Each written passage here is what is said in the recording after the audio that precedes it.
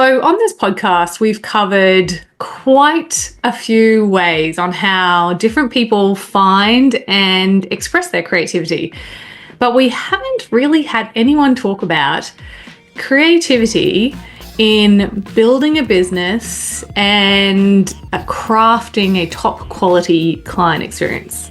But today on Creativity Uncovered, we will.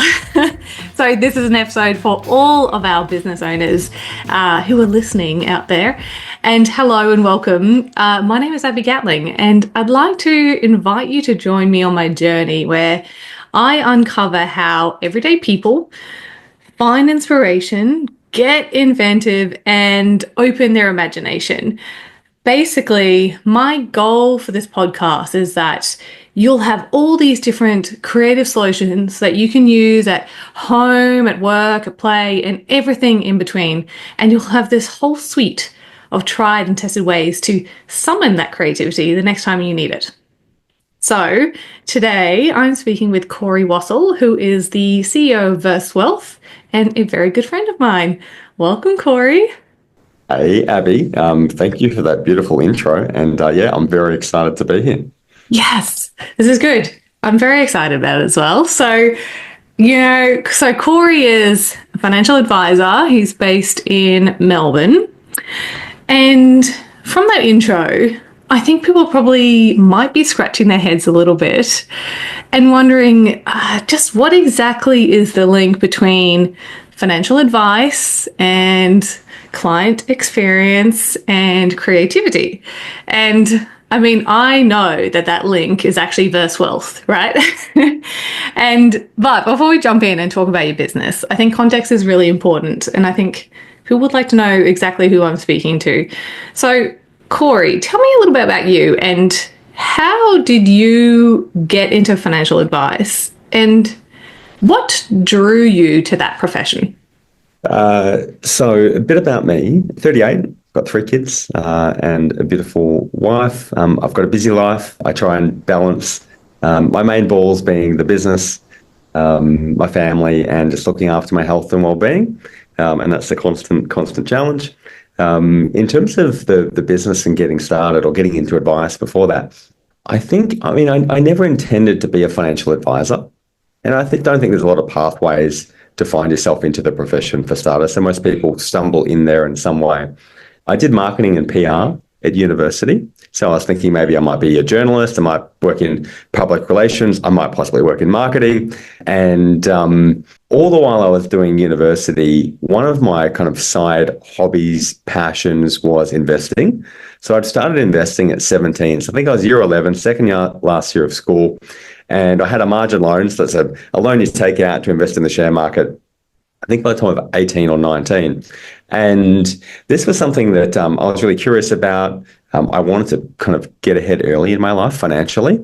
So I was always, a hard worker, working multiple jobs through high school, saving plenty of money, and never have the intention of being super wealthy. I just wanted to make sure that money wasn't a roadblock to me doing the things that I really wanted to do in my life and didn't cause unnecessary stresses. And we've all got, people around us and the stories that show us that.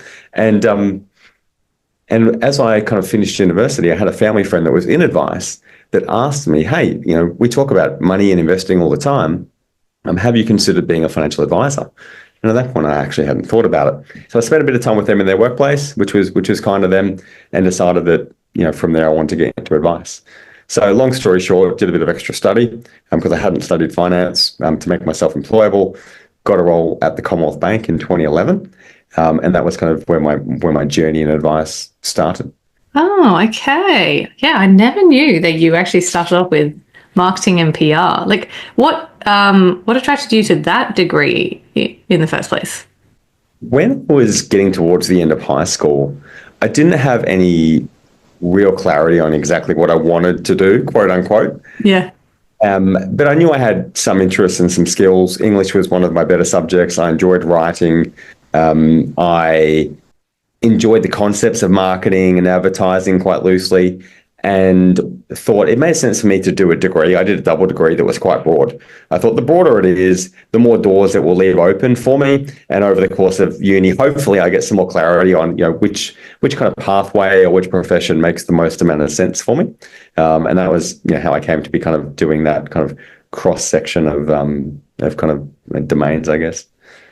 Yeah, so I guess like you probably weren't so smitten with that particular degree that you could easily be swayed over into the financial advice side of things, right?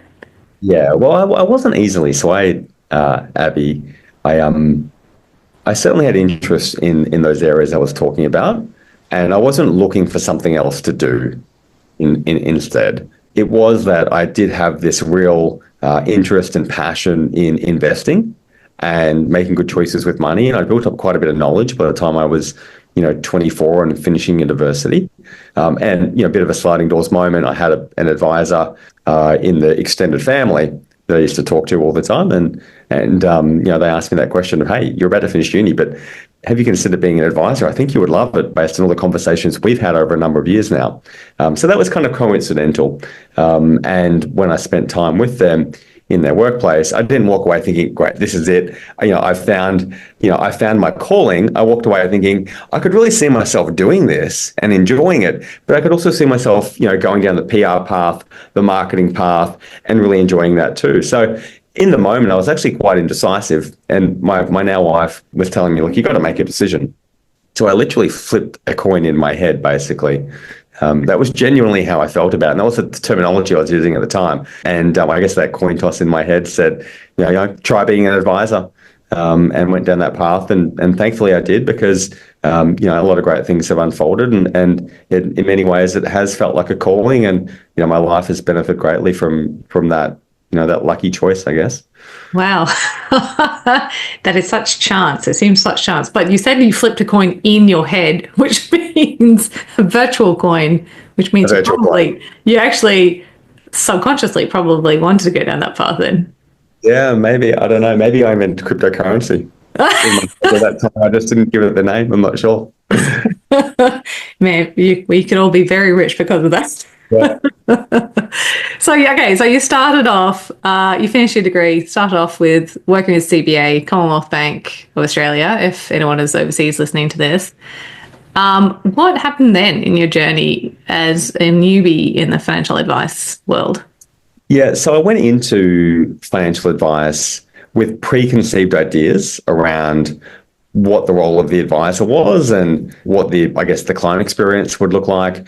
I thought what advisors would be doing is sitting down with people and having these great conversations about who are you, what's important in your life, what are you trying to achieve with your money, what stresses have you got that money is maybe wholly or partially causing for you.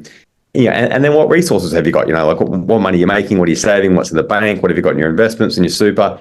And then from there, that's when you would kind of put your advisor cap on and start to give people the direction that they need and give them the advice that they need to get where they want to go, get rid of stresses, feel in control of their money, achieve goals sooner. So, you have hard conversations with people. You give them some accountability. You be a real leader to them. That's what I thought that advisors would likely be doing. However, when I got into financial advice, it was more of an industry than a profession at that point. I mean, it had a real sales culture to it, and at the banks and the institutions at the time certainly had that. And, a lot of it was more sales masquerading as professional advice, not wholly, but largely. And for me, that was a real contradiction between what I thought advice would look like and how it was actually being provided to people. And at the time, there was a whole bunch of financial planning scandals that broke out. The Commonwealth Bank had their own one, the other banks had theirs, and that all kind of led its way to the Royal Commission that we had into financial services, 4 or 5 years later. So I just stepped into the industry at a really interesting time where all of these scandals were breaking out. There was a lot of distrust with advisors. They're on the front page of the newspaper. And at the same time, I did come in with a preconceived view, maybe idealistic about like what this was actually meant to be. And I think the gap between those two things for me was the motivation to go and start my own business in the first place. I didn't leave the bank a couple of years into my career, still in my 20s, to start a professional services firm, which sounds really, really quick and early. I didn't do that because I wanted to be self-employed, or I had this vision of, having a lifestyle business. I really thought advice in a lot of ways was broken and should be so much better, and wanted to contribute to making it better. I wanted to change what it meant to be an advisor, what it meant to get financial advice. And that meant, doing things differently and starting with more of a blank canvas approach. That was really the impetus or the vision that, pulled me away from the bank into the business. Yeah, wow, okay. I like that you started your business to kind of meet this gap in the market that, money is so personal, right? Our finances are so personal and it really dictates how we live our lives. It's crazy to me that people were not taking a personal approach to it. So, like, with that idea in mind, you kickstarted Verse Wealth. What does that look like? You have a blank piece of paper. How do you go about building that? So when I left the bank, I had a co-founder at the time, James O'Reilly, who was also an advisor at the bank. And we took an unconventional approach to starting a financial advice business. The conventional approach is you go and buy a business, or you go and buy a client book of another financial advisor, maybe a retiring financial advisor. So you start with the clients. And you've got to borrow some money and pay some money to buy that client book, but you start with the clients. And then you maybe hopefully get them to refer other clients, and you grow from there. We didn't do that, which at the time was really rare. And we didn't do that because we didn't want to inherit the traditions of financial advice, because we felt like the traditions weren't that great. They weren't worth copying. We didn't want to be led by the witness per se. We more so said, well, let's take the hard road and the long road, which ultimately is the only road we can take, which will give us the chance of kind of doing advice differently. And that was to start without a client, without anything really. I remember before we had our first little office in the CBD, we were in a rental property in Melbourne, working on, this kind of wonky IKEA desk at my place. And trying to figure out, who are we? What do we stand for as a company? What are our values? How do we want to think about our client experience? What kind of, conversations do we want to have with clients in the first meeting? How will we structure that? How will we consistently have, really personalized, meaningful conversations that enable us to then go ahead and give personalized and meaningful advice, and we put plenty of planning into starting. We probably over-engineered it a bit in hindsight, but that's how we got started. And then we went and got our first client and our second client, and the early days were a lot of hard work for not necessarily a lot of reward, but at the same time we were thinking, or I guess we were on I would call it a journey of discovery. Like, we were trying to figure out how to take this kind of two-dimensional financial planning experience that's kind of underwhelming in its value, and kind of riddled with some kickbacks and conflicts. How do we get rid of those and turn it into something really personal? And like you said before, Abs, the choices you make with money have such an influence on the quality of your life. Like, we knew that. And we're like, well, this should be such a powerful experience. This should be transformative for some people. Like, how do we make it that? Because we didn't have all the answers from day one. The way we do things now is a manifestation of, thousands of iterations from, these early philosophies. Yes. Okay. So you basically thought this thing up, tried it, tested it, iterated, and it's kind of just going to grow from there. Yeah, we started seeing clients with, we had like a method in mind. Here's the kind of things we're going to talk about in a first meeting. We're going to talk about their aspirations. We're going to understand what's the why or the values behind those aspirations. We're going to talk about what we call, their challenges and their stresses, and get them to kind of rate these out of 10 for how important they are to solve. Like, we had this method for getting to know our clients and understanding, what's under the hood with them and how they're feeling about money and what impact it's meant to be having in their life. And then from there, what you do is you do it and you reflect on how it went and you go, what worked well and we'll keep doing, and what didn't quite work so well, and how could we do that differently? And I think the process of creating something isn't just coming up with the idea and then going, oh, I've got the idea, I'll execute it, bang, it's perfect. Getting to this state where something is actually, great and useful in society, that's more the idea than, the many iterations after, based on the feedback you get from the consumer or the marketplace or yourself, to go, all right, how can it be better? What's not quite working? What do I need to tweak and tinker with, to keep this evolving, to get it to the point where, as for a business, you've got product to market fit. It just all works. Yeah. I mean, this just sounds like problem solving after problem solving after problem solving. And that process to me sounds super creative because, you have an idea of where you want to get to, but nothing is mapped out for you. You have no guidelines on literally how to get there. It's all brand new. And through this iterative process, you're actually developing that.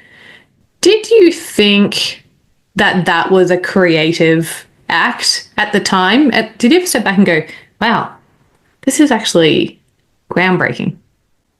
I think it was a creative act? Yes. I mean, I wasn't walking around every day telling people, I'm on this creative journey, but absolutely, I had a sense that certainly creativity is involved. I think creativity is something we've all got. We perhaps don't express it as often or as well as we could. But I have always viewed business as a creative pursuit, as opposed to just a vehicle to make money. Ideally you do both. You do something creative that has a positive impact on people. Maybe you create something that wouldn't have existed otherwise. And at the same time, if it's a business, it's got to make commercial sense. So yeah, I think it was. And I don't think, in terms of being brand new, I don't think about it as being brand new, because we're not the only advice business in the world that has been on this journey of trying to make advice more valuable and make it more personal. And so many of the ideas that we've got, they haven't originated from us. You get inspiration from so many different places. For me, books is probably the first place. Podcasts is another one. And these ideas tend to come to me personally when I'm relaxed. I don't have too many things going on. My mind's not going a million miles an hour. Maybe I am a few days into a holiday. I've got over that hump where I'm not thinking about work anymore, or, people talk about ideas coming to them in the shower. When you're in these places, you're more likely to be in that state where you're fully present and more connected to the things around you. And yeah, there's just many inspirations that we've had, and our work, or anyone's work, I think, becomes a tapestry of kind of these interactions and experiences and ideas. And you kind of you thread them all together in a way that kind of works for you and what you're trying to do. Yeah, absolutely. I that's really cool that you're taking these, you're kind of riffing off all these other things that's going on around you and using that to create this mosaic of what your business looks like. I totally understand that getting inspired can happen when you are feeling relaxed.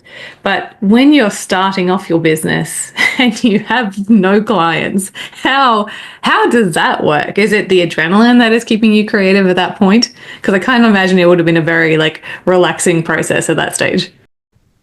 Yeah, it's a good question. I'm casting my mind back to that time. At that time, just before starting the business and in the early months of the business, I was so energized. I was just so full of excitement and optimism about what could be.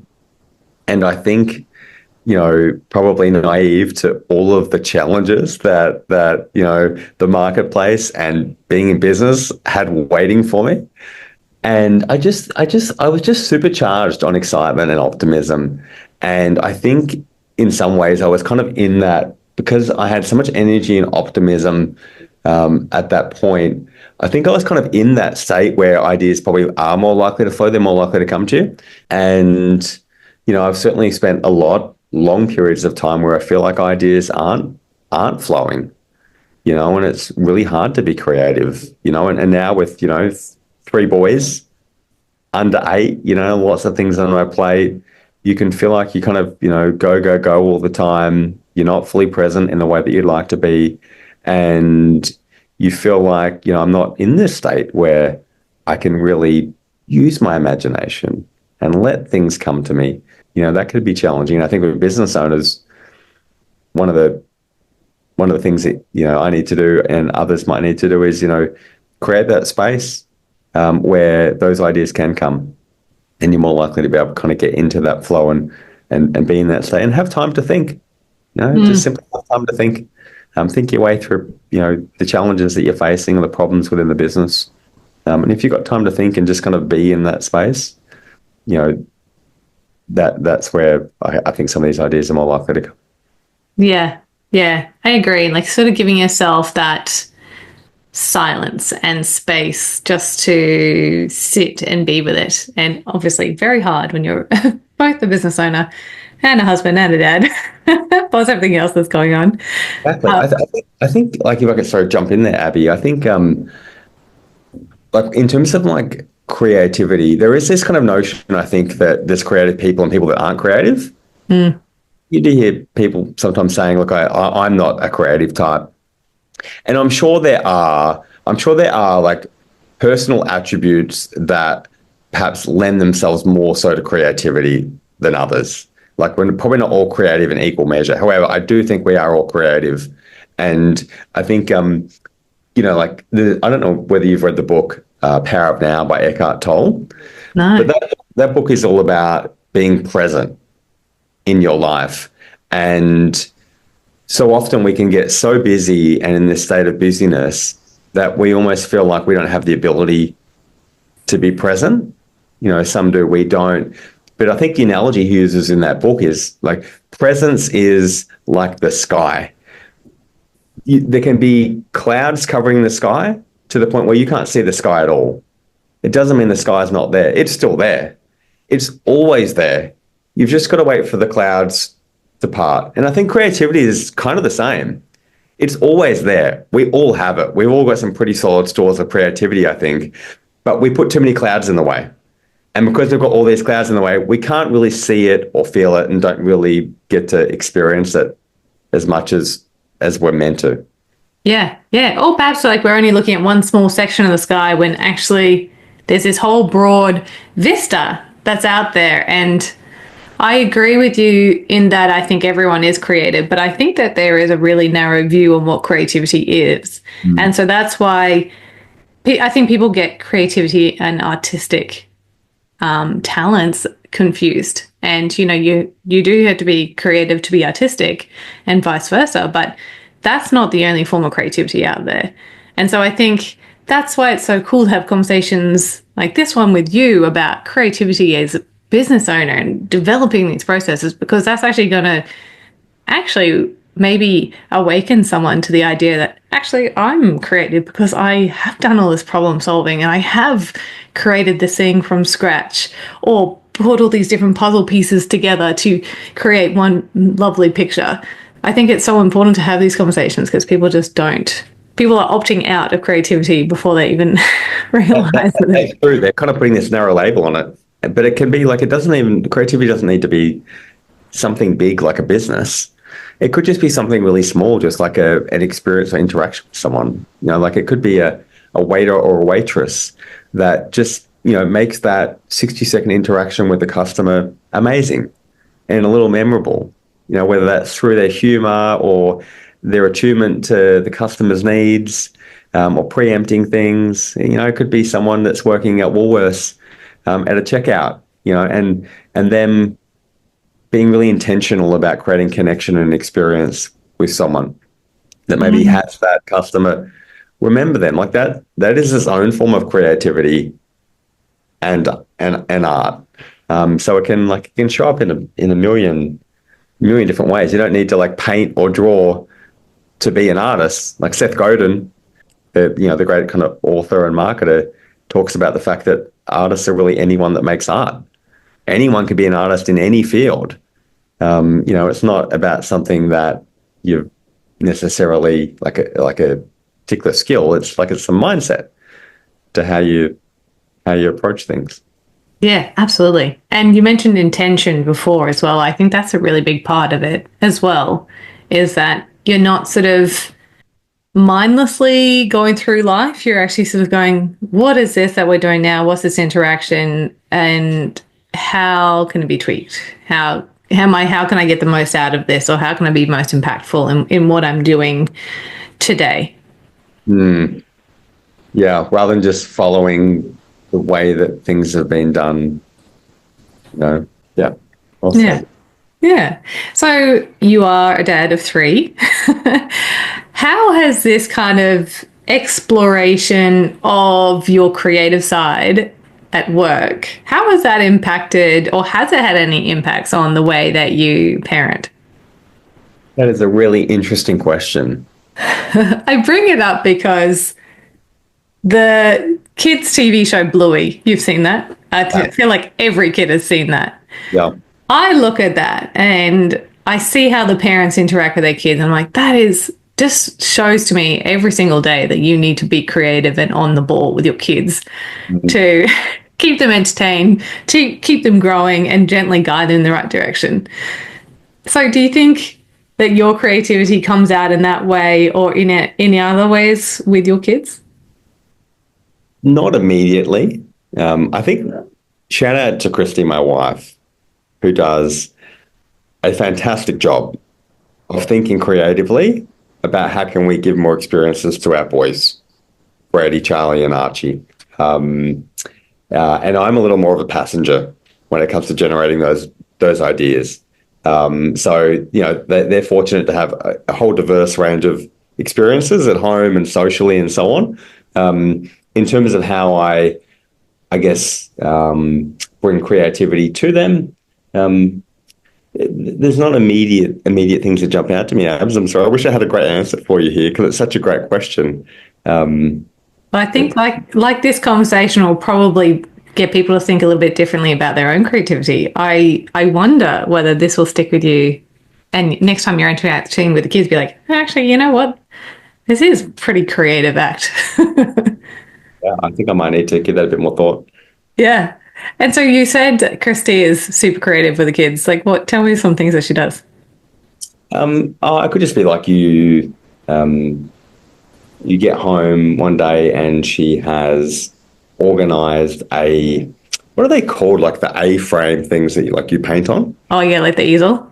Yeah, the easel. That's right. Maybe she's driven past a house that's got an easel out the front. She's like, oh yeah, I'll take that.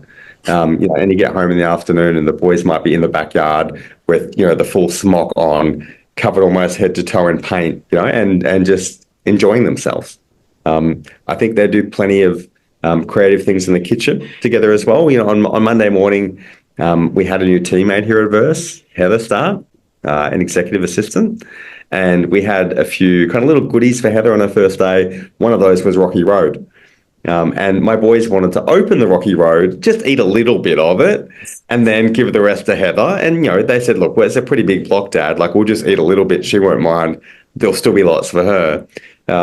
Christy overheard that. So when I left for work, she made Rocky Road with the boys. But they made their own version of Rocky Road. They put not just marshmallows in there, but they put a few other things in there that you wouldn't conventionally find in Rocky Road. And she would have let them lead that. I'm sure she would have asked them, hey, what do you guys think we should put in Rocky Road? Like, what would just make this Rocky Road really awesome for you? And let them come up with the ideas and then create it together. I can only imagine what's in it, like Yeah. broccoli and all bits and bobs. Not broccoli. I don't know. Maybe like if you bite into it, you might bite into like a Hot Wheels car or something. So be careful. Oh, I like that. They've already got creative minds. They have a very broad view of what is edible and what's not. Okay, I think that definitely your form of creativity is all around this problem solving and exploration. Tell me, is there more to explore with your business, or do you think you're all done with that now? Like you're tip top at the moment? No, definitely not. Like there's no end state. I know this sounds like a cliche, but there really isn't. Like you said before, business is really problem solving. And that is something we actually talk about in those words here at Verse. And I remind the team, hey, we've got all these problems, like every business does. And I promise you, when we solve these problems, all that will be waiting for us is just new problems. Hopefully the problems get more interesting and more fun to solve over time. So, when we think about our client experience or how well the operations work in the business, none of that is perfect. Like we're constantly trying to solve problems and fix things. We have a process called paper cuts, which we define as small client experience or operational deficiencies that, if fixed, will make things easier, faster, or better. And it's the responsibility of everyone in the business to constantly be identifying and documenting paper cuts. So reflecting on, all right, what doesn't work? What took too long? What was kind of a bit of a pain in the butt? What's been the pain in the butt for a long time? What would I like to change? What doesn't quite work properly? And they document these. They document the paper cut, and then they offer up their suggested fix for it, how they think we should solve it. And every month we have time allocated within the leadership team to go through paper cuts and understand those, and then decide what paper cuts we're going to try and fix over the next month. And I mean, that's just a process that never ends. We've had 340 paper cuts in the last 6 months from our team. So they're all innovating on behalf of the rest of the team and our clients, and that's in addition to taking on big projects. Where maybe we're changing CRMs, or we're building this new service, or changing how we price, or building a podcast, or whatever it is. So yeah, the problem solving aspect and the creative aspect of business goes on forever, and I think that's the fun part. Is just enjoying solving problems and making things better. That's the journey. That's the journey. And I think it's great that you're enjoying the journey as you go through it all. Yeah, it's a lot of fun. When it's no longer fun, that's when maybe it's time to find something else. Yeah. Yeah. Oh, well, thank you so much, Corey, for sharing all that with me today. That was, I definitely learned some new things about you. No, great, Ab. So I appreciate you having me on, and yeah, it's great to see you doing great things in the world. So well done. Ah, thank you so much. And also thank you to everyone who's tuned into Creativity Uncovered today. I really hope that you enjoyed this episode. And if you did, yeah, please share it with a friend. And if you have any questions or comments about today's episode, do get in touch. I love to hear from you all. And until next time, take care.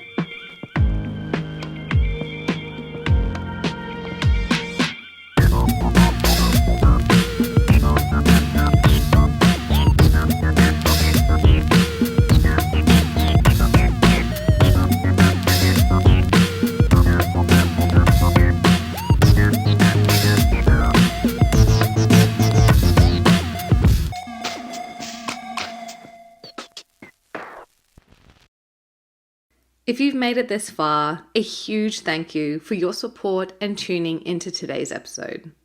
Creativity Uncovered has been lovingly recorded on the land of the Cubby Cubby people, and we pay our respect to elders past, present, and emerging.